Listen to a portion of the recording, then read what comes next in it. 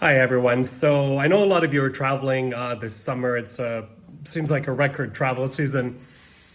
One thing to be very careful with, even if you're a savvy traveler.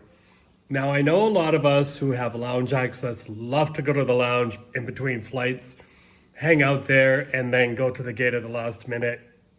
However, there are some airlines that are playing what I'd say are pretty fast and loose with, let's say, their own rules. I'll give you a quick example. Turkish Airlines, we were in Istanbul flying to Chisinau in Moldova. The plane was running late and we talked to the gate agents. They didn't have an idea when, the plane would get moving. So we went to the lounge, which was very nearby. Watched the board carefully, and then as soon as it said boarding, we bolted for the gate. When we got there, the gate was closed. There was no final boarding or anything like that. And then what happened, we were directed to their so-called care point. And by the way, Turkish Airlines, at their hub in Istanbul, their ground handling, including of passengers, it's not handled by Turkish Airlines staff. It's handled by a separate ground handling company, which seems to have zero interest in protecting the brand. So it was like talking to a wall. We explained what happened, but no. So between the two of us, we were hit with a $700 plus surcharge to get onto the next flight. A lot of other airlines, especially if you're a Star Alliance Elite or whatever, that does put you on the next flight, no questions asked. That didn't happen here. So another friend of mine based in Turkey, a foreign correspondent, said, yep, seems to be a new profit center of theirs. So be very, very careful.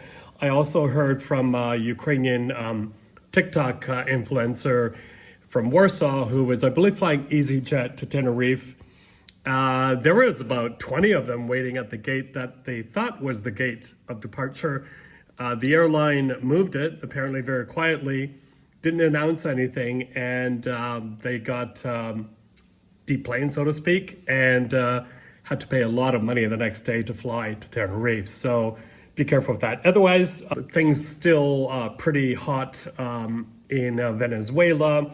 Protests against Mr. Maduro, the incumbent president, who, by the way, is accused of stealing the last election, and a lot of violence on the streets. So let's see whether the armed forces, the police, law enforcement, back the opposition candidates who are believed to have won. And interestingly, a lot of Venezuela's neighbors, Colombia, Chile, Argentina, have not recognized Maduro as the president. So very, very interesting there. They're pretty influential.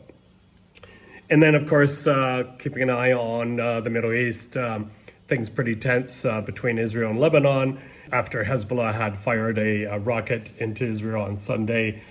And reports today of Israeli warplanes over Lebanon, quite far in, and Hezbollah firing rockets at these planes, but missed. So, but here are some Olympic headlines, and boy, oh boy, what a ash show with the Seine River. Triathlon athletes were not able to swim in the Seine.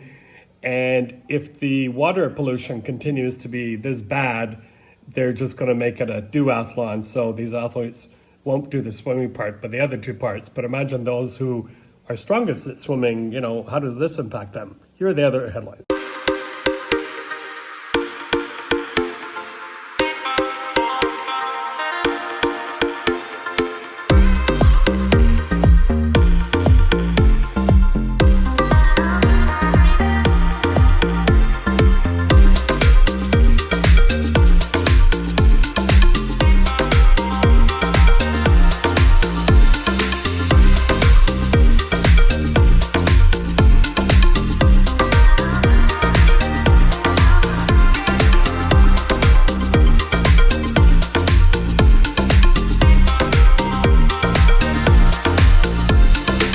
Thanks again for watching. I hope you find not only my headlines, but also the advice I give at the beginning helpful to you. Let me know if there's any other topics you'd like me to cover. Always happy to weigh in as long as I know what I'm talking about. Michael Bosicki here.